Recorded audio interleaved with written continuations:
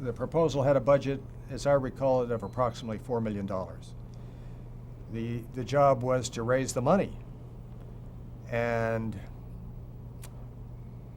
that was primarily my job at that point, because I was in a foundation. I knew the people I thought that might help, and not only raise the money, but possibly find a home for it. So I was doing those two things. Joan was still working on the proposal largely, and working on National Citizens Committee for Broadcasting. So we were, half her time, half my time essentially was going into this at this point. When you're trying to raise money, it really helps a lot if you can say, and we are doing so-and-so. So my first job was to convince my colleagues at Carnegie that we should do this. And that was, at that time, a big job, because television was not thought well of at Carnegie. It was sort of an endless black hole in terms of using up money. It had a very uncertain, I'm giving the perception, not the reality. Black hole is not a perception, that's true. It can use up money endlessly, but also very uncertain outcome as to whether what you produced would have any value. And it was ephemeral.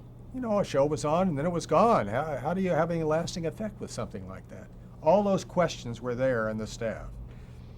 And the secretary of Carnegie, a woman named Florence Anderson, typified what I just said. So my job came how to convince my colleagues to take a chance and do something like this when we hadn't done anything in television. Zero. Well, finally I did convince them with the help of Alan Pfeiffer, who was then president, and we put up the first $1 million.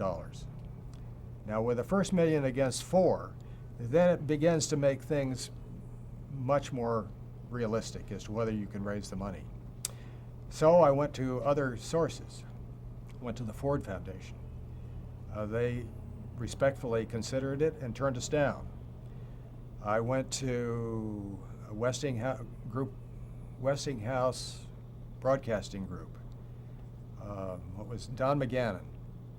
Talked to Don, and he was very cordial and offered advice, but no money and no airtime. Went to NBC, again, very friendly, offer of perhaps in-kind assistance, no airtime, no money. So everywhere I went, there was sort of respect, but no airtime, no money. We went down to the Office of Education. Harold Howe, whose nickname was Doc, D-O-C, was then Commissioner of Education. He was also a friend of mine, a friend of John Gardner's, and he had been principal of Scarsdale High School before he went to the Office of Education.